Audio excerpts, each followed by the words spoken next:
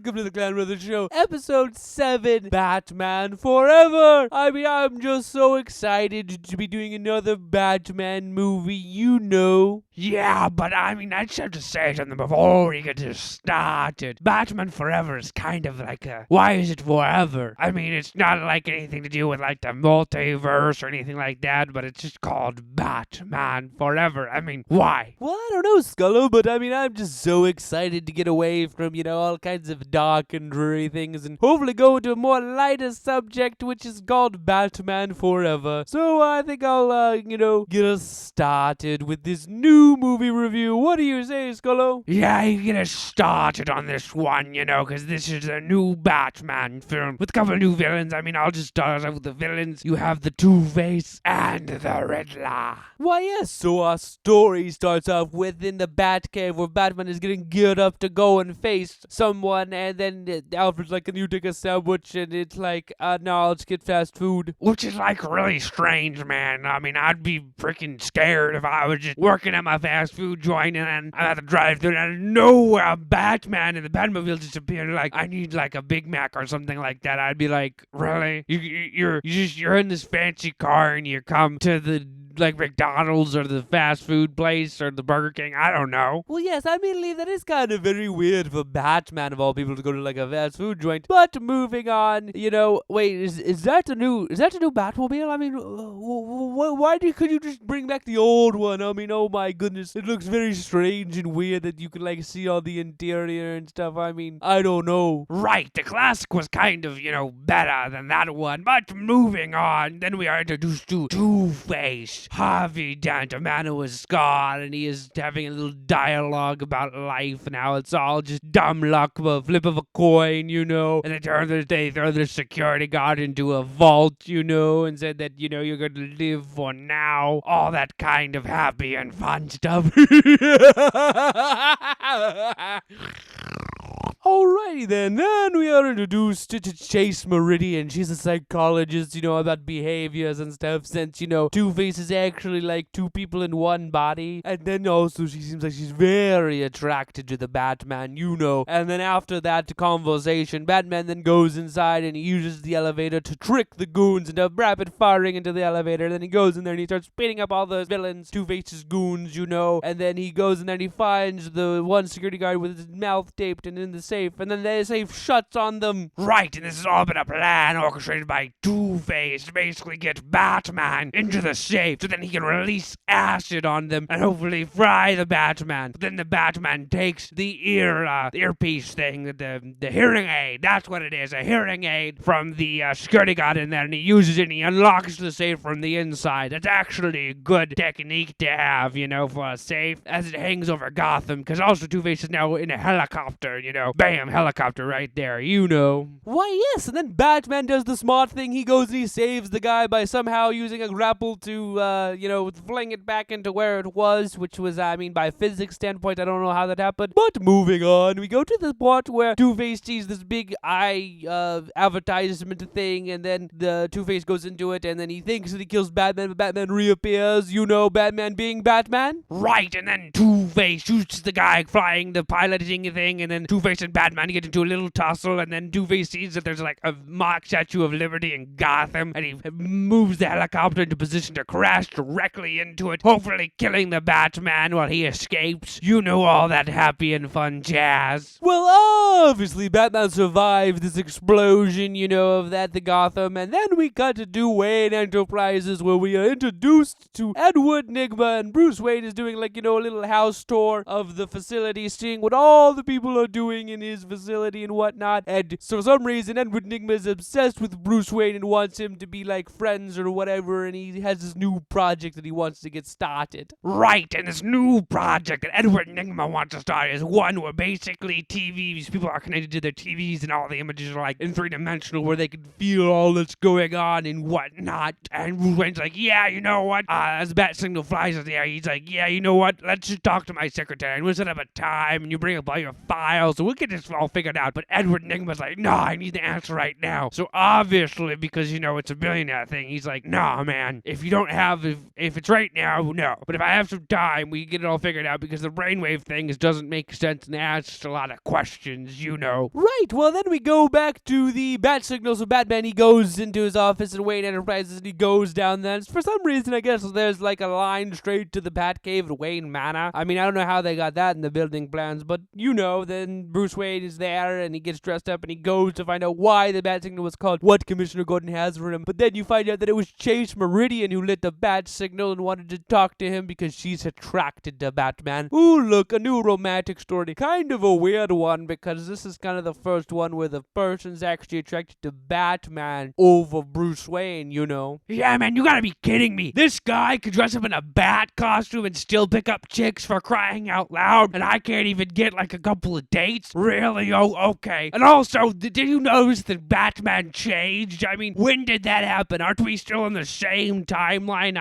I'm just saying, this is very weird that we have a new Batman. I mean, with casting calls and everything else, you gotta get new actors when they don't want to play the part, but still. Oh my goodness. Well, I mean, we have a new Batman, and I think it's still part of the timeline, everything that has happened beforehand, Vicky Vale, and then Catwoman, and now we have this new girl. So, Batman is just a real big player out there. Hopefully he'll find love at some point, and hopefully Chase Meridian is now the one. You never know. Yeah, but then we go back to Edward Nygma, where it's late at night, nobody's working, and he's working on his project, and his boss comes in and he's like, I told you to stop working on this project, but Edward Nygma then knocks him out with coffee and gives a line on it, and then he ties up his boss and he puts the machine on to make it work, and then it actually starts working, but then he gives it full power, and when he gets it full power, it actually allows him to suck the brainwaves from his boss and get more knowledge and energy, and then once he figures this out, he decides that he will use it for evil, obviously, and then he throws his boss out the window, and then he edits the footage,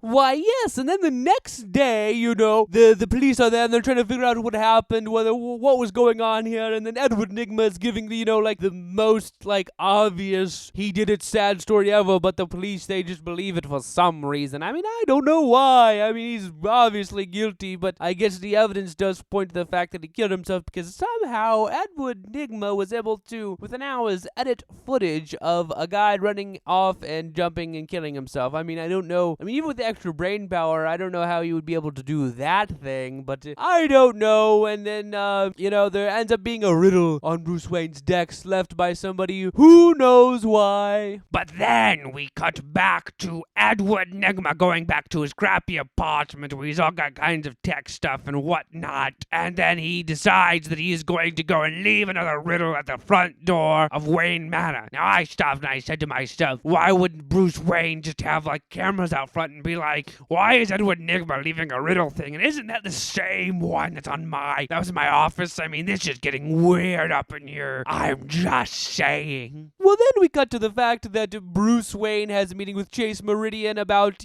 psychology, because he's been given these 2 letters, and when he goes to see her, he hears her fighting in her office, and the door is locked, so he obviously knocks the door down to see and make sure she's alright, but she is alright, and she's just training, doing all that kind of stuff, and luckily it was Bruce Wayne, because, I mean, if we broke down somebody's door, we definitely would be paying a lot of money for that. Yeah, but then she says, the guy is crazy, Cocoa for Cocoa Puffs, the usual stuff. And then we go to the scene where, she's like a doll thing, and it's supposed to protect your, dreams and nightmares. I mean, I don't know, it's some weird doll thing. I mean, I would have one in my collection if it was me. But moving on from that, then he asked her out to go to the circus when she has the hots for Batman. Now, I have to tell you this story. One time there was this really girl I really liked, and I asked her, do you want to go to the circus? And then she laughed in my face and said, well, obviously you're the circus. Ha ha ha. Yeah, she disappeared, after that. But moving on. Okay, then we're moving on with the storyline. Then we go to the actual circus itself, and Bruce Wayne and Chase Meridian go together, and the reporter's asking, is this the new couple in Gotham? This one reporter. And all the 1%ers are there to, show the part, because this is a charity event, obviously, a charity event for the kids and whatnot. And then the circus is going, and that's when we're introduced to the flying Graysons, and they're up there, the trapezes, and they're doing all kinds of stuff. And then the one Richard Grayson does the whole trapezing thing without a net, and it's just a great sequence of a good circus people doing circus stuff. Right, normal things. And also, I do have to bring up this fact that for some reason in the seating arrangement, we had, reporter, Bruce Wayne, Chase Meridian, and Commissioner Gordon. How are all those people sitting next to each other? I mean, really? I mean, if I was a 1%er, I wouldn't have no reporters around me, But then we go back to the storyline where the circus gets taken over by Two-Face. He's come there to figure out who Batman is, because obviously he has to be rich because of all of his fancy little toys, and he has brought a bomb with him, a circular bomb, and he's giving a 2-minute timer, So everybody starts going crazy, and he starts lifting the bomb up into the air to get more casualties, obviously, and the Graysons figure out that they're at the highest point. They need to save everybody. So Richard goes off under the big top while they try to grab the bomb from another direction. Right, and while all this is going on, Bruce Wayne is trying to tell Two-Face's identity to help him from stopping the place from blowing up, which is very kind of weird, for even Batman to reveal his identity to everyone. But then Batman goes out there and he starts beating up Two-Face's goons and whatnot, and Dick Grayson is going up there and he gets to the top and he actually saves everybody by pushing the bomb into the Gotham Harbor, Right, and then Batman, he's taking out Two-Face's gang or whatever else, but then the Two-Face flips his coin and it lands on the death thing, so he decides that he grabs a gun and he shoots all of the Graysons and they fall all to their death, and Two-Face escapes, and then poor Richard Grayson is an orphan after all,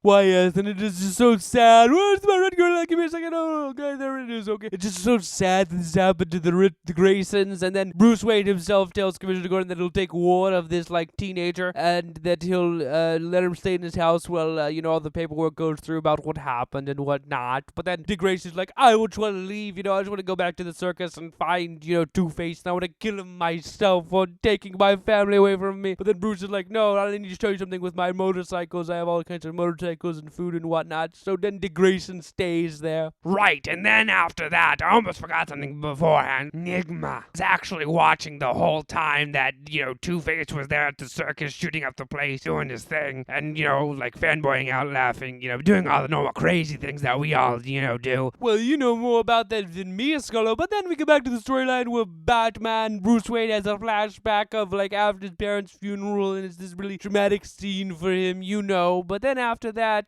we learned that Dick Grayson is called Robin because when he was younger, he saved his brother from falling, and that's why he has Robin on his helmet for, future reference if you've read the comic books or anything else like that before, Right, so then after that, the Batman gets a call and he must go, and Two-Face is out there, causing normal chaos and anarchy, and he tries to kill Batman, but somehow the Batmobile slides and blocks the shot and blows up other group of people, and then Batman is being chased by Two-Face's gang, and then he's blocked into a corner, so he uses a grappling hook on the Batmobile and scales a wall while all of Two-Face's gang blows up, and it's all that's left is Two-Face and one other crook. And I stopped and I asked myself, why couldn't Batman just go down there, beat up Two-Face and take him to prison? I mean, I don't know why. Yeah, I don't know why Batman couldn't just go down there and beat up all the criminals, do what Batman does best. But then we go back to the Edward Nigma part of the storyline where he's in his, a weird apartment and he's trying to figure out a name for himself and a gimmick, and that's when he comes up with he is going to be the Riddler. True, and then we cut to the Two-Faces in his hideout where he's got one of the half of the room all light and area, and the other half of the room dark. And then for some reason, this man has two women, two of them, I tell you, that both relate to his personality disorder. I mean, do I have to have multiple personality disorder to get two women to be attracted to me? I mean, really? This dude who just one of his sides of his face is messed up, and how, why, what, when, where? Just tell me, let me know how to get all these secrets, to get all these attractive women. I'm just asked. This is just so difficult. I mean, I just can't take it. Okay, Skullo, we need to, break it down a little bit. Do you need to hug the gorilla or something, calm down? No, man, I'm fine. Okay, I'll go back to the storyline. Well, these two women prepared two whole dinners for Two-Face, the multiple personality guy. And then Riddler comes in there, and he's I have plans to take out the Batman, and he agrees because Two-Face wants to kill the Bat, obviously. And then he shows him this technology that he has, and he needs money to do the said thing, to build, mass produce use this new technology to take over Gotham. Why, yes, and then we see the scene next where Alfred sees that Robin, Dick Grayson, has these natural abilities that he has, that he's got like some martial arts skills, obviously, while he's doing his laundry, which is kind of, it's pretty weird to be like doing martial arts while you're, messing with all your laundry and whatnot. That's just very weird at the end of the day, Yeah, and after that weird scene, we cut to the fact that Two-Face and the Riddler, they're robbing all these places, taking jewelry, going to the casinos, robbing the casinos, getting lots and lots of money, But then the weirdest thing possible happens. The Riddler then opens up like a normal corporation and starts mass producing his like TV satellite brainwave thing and starts absorbing all the knowledge from the people that buy it. And the Gotham's going crazy trying to buy this thing. And I'm like, stop, and I ask myself, okay, if I stole millions of dollars in illegal cash and I tried to open a normal business, the IRS would be on me like no tomorrow. Like, where did all this income come from? Because, the Riddler is literally he just was a worker at Wayne Enterprises, and then he, left. He, quit his job, and then somehow he got millions upon millions of dollars to mass-produce this TV thing all over Gotham. If I was to do this and steal all this money and gold and whatever else, then the IRS literally would be on me. Where did you get this income? Because obviously you're doing nothing right now. How do you have millions of dollars? So it doesn't make any freaking sense. I know, Skullo, you just need to calm down. Breathing techniques. Just breathe. That's all you need to do, okay? Well, then we also go to the fact that, Robin's trying to figure out there's one room locked into the house of, the Wayne Manor, and he's trying to figure out why it's locked. So one day, he sees Alfred going into that room, so he does some acrobatics and actually gets into the room and falls down the stairs and realizes that it's the Batcave. Oh my goodness, it's the Batcave. Can you believe it? That you happen to be taken in by the Batman? Dun dun dun! Yeah, I wish we lived in a house of a billionaire, getting all those perks of, living in this house and figuring out that it's a crime fighter. But then we cut to the fact that Bruce Wayne goes to Chase Meridian's, office and starts having a conversation with her. They're kind of doing this little dating thing, I don't know. But then he discovers that she's obsessed with Batman, which happens to be him. So he's like, if you're too obsessed with that, And then they start kissing, but then he gets like a phone call on his watch. Just proving you're a billionaire having like Apple Watch, iPhone things before they even come out. I'm just saying. And that's where we find out that Dick Grayson stole the Batmobile. Can you believe it? I honestly could not believe that this child, teenager, just stole the Batmobile, for crying out loud. Alfred was even there when he got into the Batcave, for crying out loud. I don't know why there was a disabling button or whatnot. Why is this teenager, I don't know how old this kid is. Why is he taking the Batmobile and going for a joyride, for crying out loud? Right, and then he goes out and he's trying to impress all the women because he's got the Batmobile, but obviously everybody's like, yeah, you're not Batman. Everybody can see it, but then this girl is getting kidnapped by this gang, so then Robin goes in there to fight the gang, and he actually ends up beating a couple of them until 100 of them appear from out of nowhere, so Batman has to come in there and save him, because Batman is the real hero right now, not that kid over there. Right, and then after that, we go to the storyline where Dick Grayson wants to be Batman's partner, and do all that kind of stuff and help save Gotham and take down Two-Face once and all, but Batman's like, no, this is not a line of work that you want to live in, because I've decided this for years, and if you take revenge, it won't be actually helpful to you. You just need not to be like me, True, but then out of nowhere, Enigma is having this big party to celebrate, all of his winnings and all of his new technologies he's developing, because for some reason, people are being stupid and they're like, oh, I can experience television, I need to buy these things. And I still can't handle that no, government agency isn't coming down on this guy being like, where did all this money come from? And how come Two-Face stole all of this money from the people? Really? So basically what ends up happening is Bruce Wayne shows up with Chase Meridian, he invited her, and then, their goal actually is they want to see if their new technology to extract memories from people can actually work, Right, and they're selling it as this concept that the new technology can actually make you imagine all kinds of different things as is put into your brain. But then Two-Face shows up and he starts wrecking the party and shooting the place up. Oh my goodness! Right, and while all Two-Face makes his appearance, Batman is actually in the machine, and there actually is one of the Two-Face's girlfriends is actually taking the data that they have taken from Bruce Wayne's mind, and then Riddler comes up to him and is like, why are you doing this? We could have, orchestrated this, got a bigger plan, a bigger plot, but he's like, no, I must take out the the Batman, you know, because I need to. Well, we need to, because Two-Face is still two different people. I mean, I still can't believe that, you know. Right, and then Two-Face is, robbing people. I mean, I can't believe that this guy is robbing all these rich people again for like the second time. Well, then Batman shows up and he makes better entrance than Two-Face did, and even the Riddler pointed out, for crying out loud. And then, Dick Grayson actually sees what's going on, so he then runs down there and asks Alfred to get his suit, which happens to be like acrobatic suit with a mask. And then Batman's beating up all the criminals, and then of all people, Chase Meridian then smooches Batman after she was brought there by Bruce Wayne. I mean, really? Right, I was even surprised by that. It's like she's just playing both men. I mean, why? Okay, why are these people? I know this is fiction. I know this isn't real, but why are these people getting such attractive women? I'm just saying, I just wish one attractive woman would, I don't even know, call me back. I'd do something with me, for crying out loud. But now this woman has the option of two men, for crying out loud, and then Two-Face has two women. I can't handle it, but let me get back to the storyline at hand. So after this, Two-Face runs away with this gang, and they're trying to get Batman's attention, so they follow him down to like a sewer thing that they're doing maintenance on, and Batman follows them, and they actually trap him, and their goal is to blow up the Batman for once and for all, finally ending the Two-Face's whole plan thing. Right, but then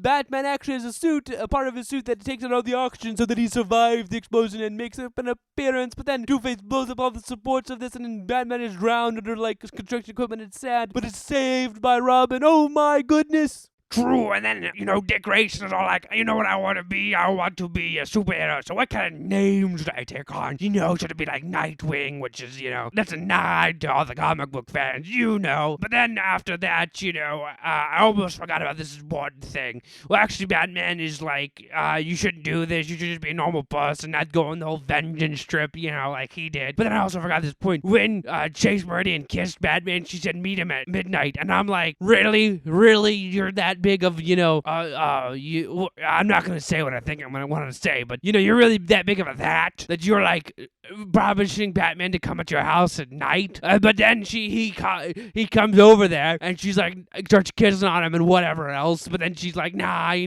have feelings for somebody else. I mean, really? You let a guy on like that? I mean, I've done worse to people for this. I'm just saying. You know what? Never mind. I can't handle it.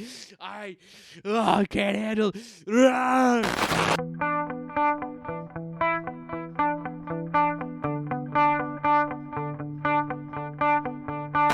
Oh, well, all right. Well, I apologize for that, technical difficulty situation right there. But moving on, well, it's nice that she actually is choosing Bruce Wayne, the rich guy, not the weird guy in the bat costume at the end of the day, This might be the one chance in, like, the freaking world that Bruce Wayne can actually get a girlfriend, you know what I mean? Actually, I'll just keep going. Just give me 1 second. Hey, Skullo, you good over there? Can you keep this moving on? I really would like to get this done, today of all days. You really know, right? You good? Yeah, I got it out of my system, but moving on. So then you cut to the scene where Two-Face and Riddler figure out that Bruce Wayne is Batman. All that. Another villain figures it out.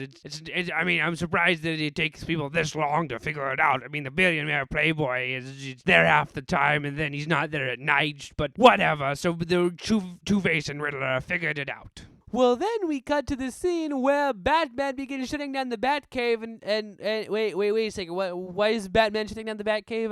Whoa, he's giving up being a superhero all because, the kid wants to be a superhero too? I mean, really? Or this is where we're going with this storyline? I mean, why? I mean, he's Batman, for crying out loud. He's been doing this for years, but now it's just because this kid wants to be like him that he's just decided that, oh no, I'm not going to be doing this anymore. I'm not going to put a kid through all of this. Really, man? Really? It's just because of the kid? Okay, moving on. Oh, and on top of everything else, at least a good portion is that he actually believes that he wants to tell her that his girlfriend now that he's Batman, to connect all the dots, even though he's now giving that up, Right, and this all happens to take place on Halloween. Oh my goodness, why didn't I bring Halloween into this? Why I have to bring my favorite holiday? Okay, moving on. So she comes over on Halloween. Dick Grayson decides that he was going to leave because Bruce Wayne's not gonna stop being Batman. And then somehow, explain to me this, right? Somehow a group of children, I know it's a group, but still, they come to the Wayne house, which is like in the middle of freaking nowhere, to get candy from the Wayne family. I mean, they better be given like golden candy bars for these kids to really walk out there, because on an earlier scene, they said there's no gas station around here for miles, for crying out loud. Meaning that either these kids were dropped off here by their parents or something like that, and this happens to be the same time that,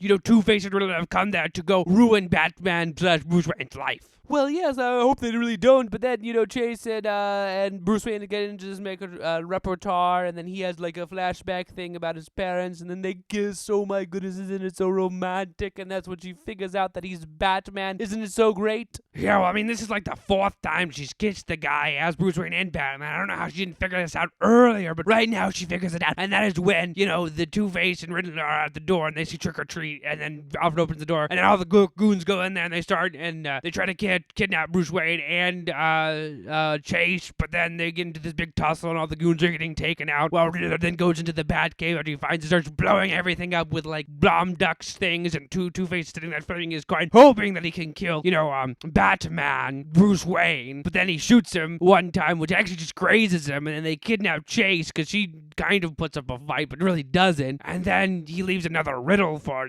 Bruce for some freaking reason. I don't know why. Well, then we cut to the scene the next day after Bruce Wayne is all healed up and whatnot. Well, I mean, not fully healed, but then he's healed up, and they take all the riddles and they start discovering what all the riddles mean, and it actually spells out Enigma. I mean, can you believe it? It spells out Enigma, the guy that's been sending all the riddles. I mean, really, this has to be a joke, right? That the super smart guy actually ends up giving up the fact that he's the one that's orchestrating this by putting in a bunch of riddles. So only if you figure out the riddles, all you have to do is figure all this information out, and you can figure out that it's Enigma. That's the guy that's orchestrating this. I mean, now it's very elaborate. I mean, it would take some time to figure out, but still, it'd be like, I'm gonna put this like jigsaw puzzle pieces in each one of my crimes, and then when you put them together, it says Skullo the Clown did this. I mean, I'm not that stupid for crying out loud. I mean, really? Well, then Batman after that goes and he gets dressed up in the new Batman costume that he has that wasn't exploded by the Riddler, and then Robin appears, as Robin finally, Dick Grayson, same person,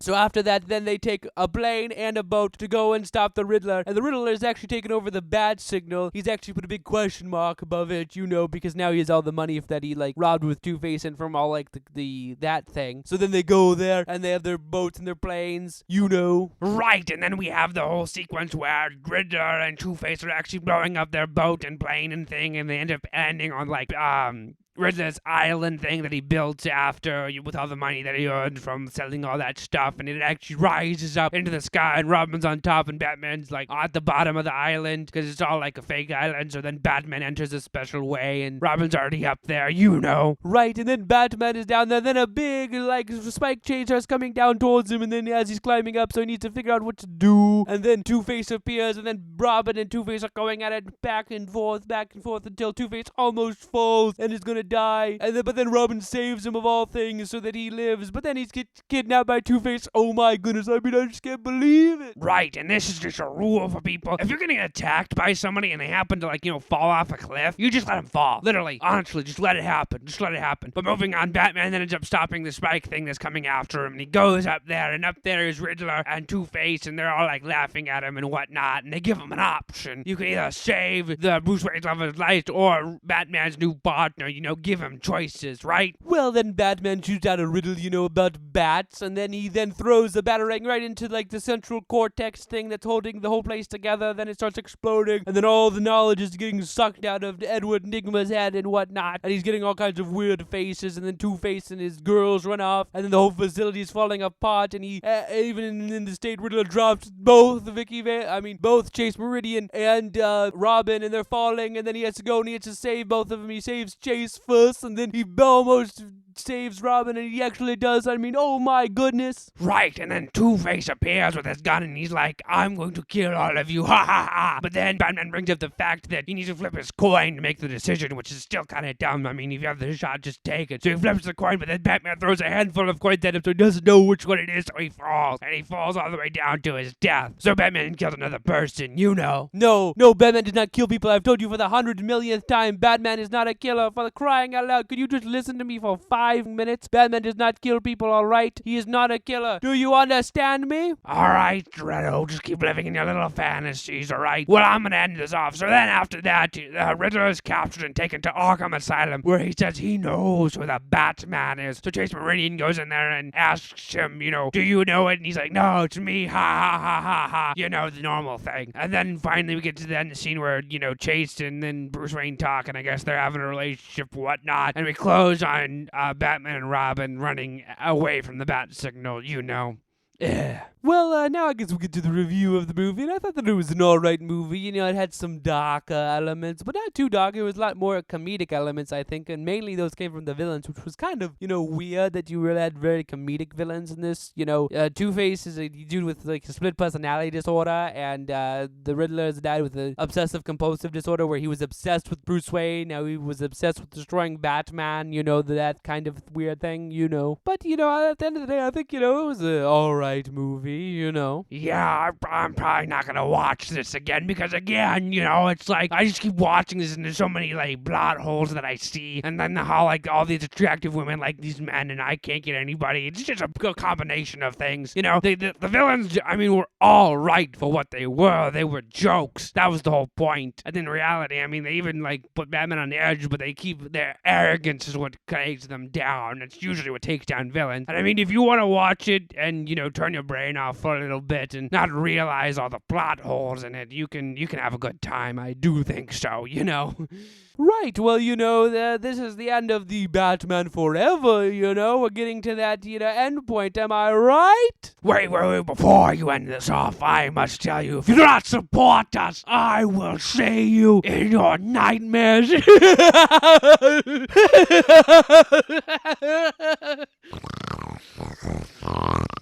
Okay, Skullo, now that you got it out of your system, now, back to the audience. If you liked our content, please subscribe, hit the notification button, hit the like button, leave a comment, do all the YouTube things, that we all want you to support us, because we are obviously great entertainers, don't you think so? So you do all those things, and I just mean all of you that watch this, please enjoy your lives and have a nice day!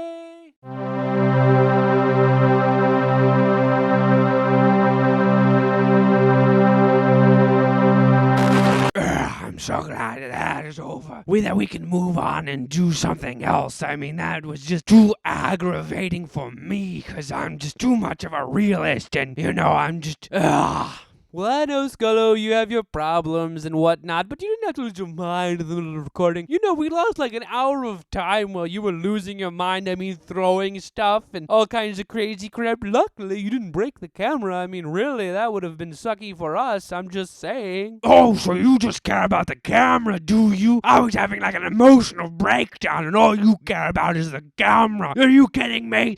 Are you really kidding me? That's not what I was saying, Skullo. Gosh, you always take things out of context, really? Why are you going on this whole tangent thing? Why are you losing your mind? Really, man, just calm down. Everything will be fine. No,